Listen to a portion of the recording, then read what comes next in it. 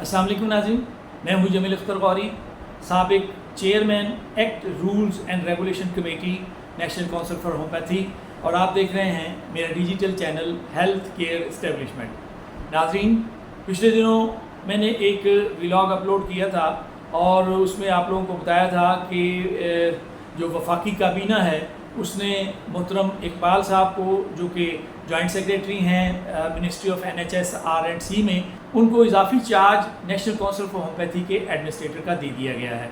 अच्छा, ये कोई 2 हफ्ते कबल जो है वो बात थी और 2 हफ्ते कबल हमने ये व्लॉग अपलोड किया था। कल मेरी नेशनल काउंसिल फॉर होम्योपैथी में एक ज़िम्मेदार से बात हुई और मैंने उनसे पूछा कि इकबाल साहब ऑफिस में आते हैं और बैठ रहे हैं आजकल, तो उन्होंने एक हैरत अंगेज़ बात जो की वो ये कि इकबाल साहब का तो अभी नोटिफिकेशन ही नहीं हुआ। तो मैं तो शुश्तर रह गया कि 2 हफ्ते कबल जिनकी मंजूरी जो है वो कैबिनेट ने दे दी थी, तो आज तक उनका नोटिफिकेशन जो है वो जारी क्यों नहीं हो सका। तो अभी चंद दिन पहले मैंने एक व्लॉग अपलोड किया था। तो वो कमेटी जो फेडरल गवर्नमेंट में कॉन्स्टिट्यूट की गई है और वो उसकी मीटिंग्स हो रही हैं और वो एक्ट में अमेंडमेंट्स जो है वो प्रपोज कर रही है, तो मैंने उनसे गुजारिश की थी कि एक्ट में जो लफ्ज़ जिस जगह approved by the federal government लिखा हुआ है उसको चेंज करके approved by the concerned division of the federal government कर दिया जाए, तो बहुत सारा वक्त जो है वो बच जाएगा।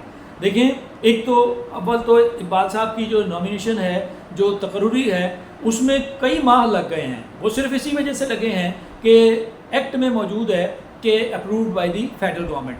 अच्छा, अब से कुछ अर्सा कबल तक मिनिस्ट्री ऑफ हेल्थ ही जो है इसका तमाम प्रोसेस जो है वो करती थी और वो बर वक्त हो जाता था। लेकिन एक केस में सुप्रीम कोर्ट ने इसकी तशरीह की कि जी जो फेडरल गवर्नमेंट है वो मिनिस्ट्री ऑफ हेल्थ नहीं है बल्कि वो कैबिनेट डिवीज़न है। तो जहाँ भी रूल्स में या एक्ट में फेडरल गवर्नमेंट की अप्रूवल का जिक्र है तो वो कैबिनेट डिवीज़न ने अप्रूवल देनी है, और कैबिनेट डिवीज़न में जब केस जाता है तो फिर ये इसी तरह से डिले होता है। अगर इकबाल साहब का मिनिस्ट्री कंसर्न डिवीज़न के अंदर होता तो ये अब तक जो है वो नोटिफिकेशन भी हो चुका होता। तो ये जो अब ये जो इतने दिन डिले हुआ है ये भी इसी वजह से हुआ है कि फ़ाइल अभी तक कैबिनेट डिवीज़न से प्रॉपर डीलिंग ऑफिसर तक नहीं आ सकी, जिसने अभी नोटिफिकेशन टाइप करके जारी करना है। देखिए, 15 दिन हो गए, 15 दिन में कैबिनेट डिवीज़न से फाइल NHS-R&C में जो मुतल्लिका डीलिंग ऑफिसर है उस तक नहीं पहुंची। तो ये नुकसान किसका हो रहा है? देखिए, ये बड़ी अच्छी मैंने एक सजेशन दी है, उसको बड़ा गौर करना चाहिए कि आप अगर ये कर लेते हैं। आज तक भी तो ये चल ही रहा था ना जी, आज तक भी तो मिनिस्ट्री ऑफ हेल्थ ही करती थी। ये तो अभी कुछ सालों से जो है ये केसेस जाने लग गए हैं वहाँ पे। तो जब केस जाता है, किसी कॉलेज का नोटिफिकेशन हो, किसी यूनिवर्सिटी के डिपार्टमेंट का नोटिफिकेशन हो, तो वो लटक जाता है जब वो फेडरल उसमें कैबिनेट में जाता है। तो अव्वल तो जब तक मीटिंग नहीं होती उस वक्त तक वहाँ पेंडिंग पड़ा रहता है। और ये देख लें, आपके सामने है कि 2 हफ्ते पहले अप्रूवल हुई है, फाइल अब तक जो है वो कंसर्न टेबल पर नहीं आई, नोटिफिकेशन जारी नहीं हो सका।